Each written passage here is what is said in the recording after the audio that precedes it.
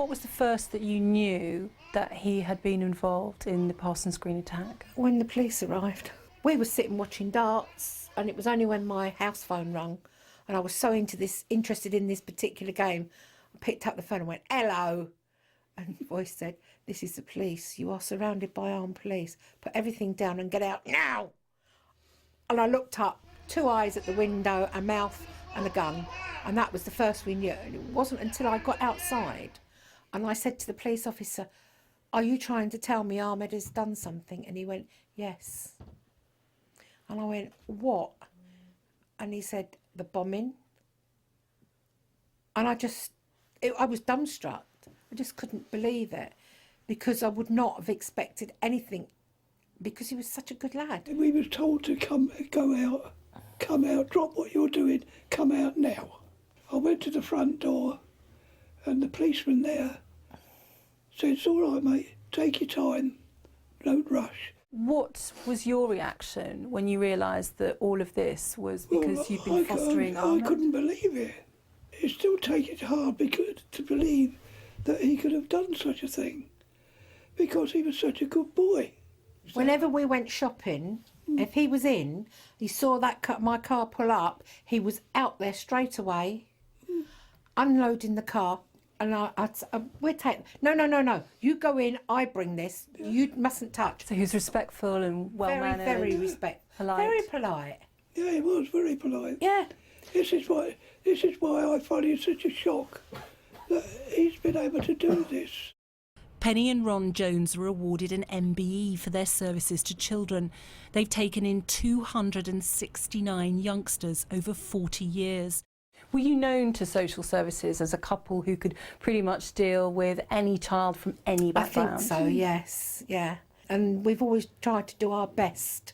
And when kids come to live in my house, they may be somebody else's child, but while they're in my house, they are my responsibility, they are my children.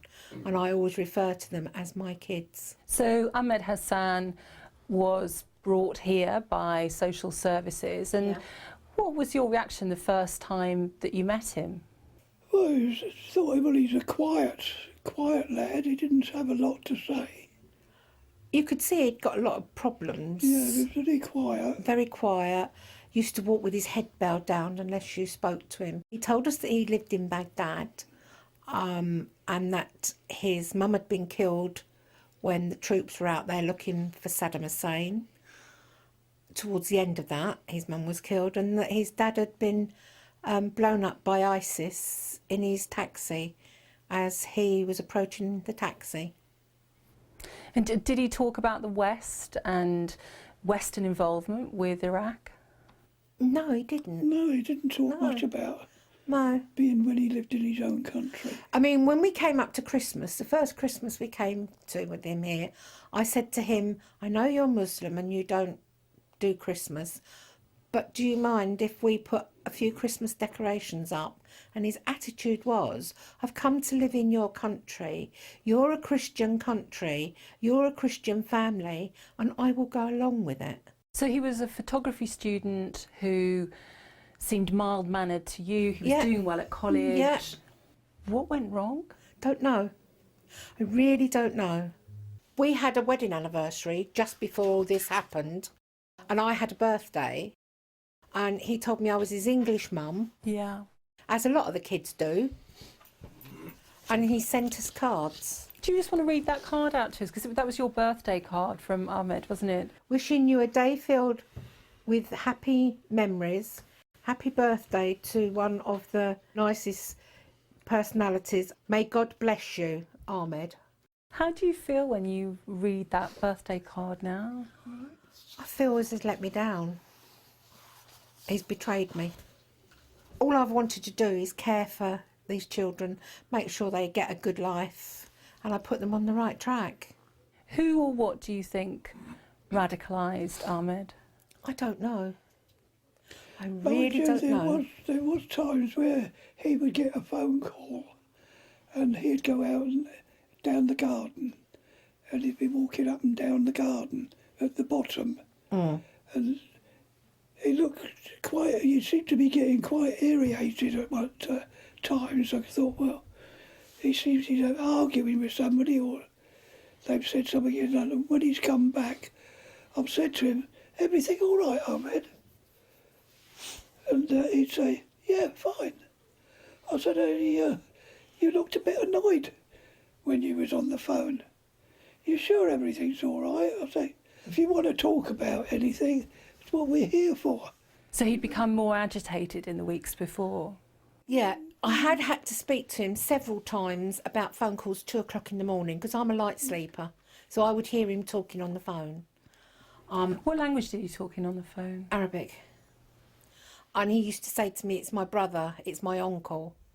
And I'd say, well, they need to phone before I go to bed.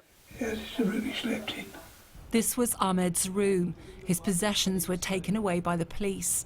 Penny and Ron say the bedroom door had to be replaced by the council after Ahmed headbutted and broke it. Down here, all the way down here, he'd written, I'm bored, right the way down to the bottom. And when I tackled him about it, he just had nothing to say. He just said, I'm all right. And you say that there was another young foster boy who stayed here. Yeah. Why did the other foster child, Binyam, move out? Because he had said that all Muslims are brainwashed. And I said, well, how can you say all Muslims? Well, he has. The rest of them, perhaps not. And who was the other foster child talking about? Ahmed. I don't know what gave him that impression. Do you feel in any way that there should have been more checks on? You can't have any more checks because they've come in not from a refugee centre. If they'd have come in from a refugee centre, yes, they've come in with their papers from the refugee centre. So you can check on their papers. But when they've come in on the back of a lorry, there are no checks. You just have to take it at face value. He was in the camp at Calais for a long time, managed to get himself in a truck, got himself over, and as so many of them do, get to Cobham Services. Then they're picked up by the police. Then social services get involved because they're underage. And he'd had 3 places before he came to me. And the last place before he came to me, he was living in a student accommodation all on his own, and he couldn't cope. So looking back now, how do you feel about fostering him, and would you still foster? And... Oh yeah, I still foster. Just because you've got one that's done something wrong, there's still somebody out there that needs your love and care and that needs to be looked after. Do you feel angry with him for bringing trouble to your door when you've had 40 years of being kind and I wouldn't say I'm angry, I'm in? really disappointed that he has done this and that he's put everybody else at risk. That's what I'm angry about. But there must have been a reason for it, but I can't say what that is. I haven't had any contact with Ahmed. No. Because to me, if I contact him, I'm condoning what has happened, and I cannot condone what has happened. I'm sorry. Oh, is that bag's on fire? When you saw that there had been this attempt to make a bucket bomb and that a number of people had been injured, but that the general view was it could have been much, much worse, how did you feel about that? Once I knew it was Ahmed, I was horrified. I would have I'm so glad that he didn't do it right. I'm sorry, really, really sorry that people got hurt. And I feel terribly sorry for the ladies that were burnt, their legs and that were burnt. And I would have been distraught if people had been killed, knowing that that had come from my house. Very disappointed about it. But I am thankful that he didn't do the job properly, because I don't think I could have lived if it had gone any further and done what it should have done.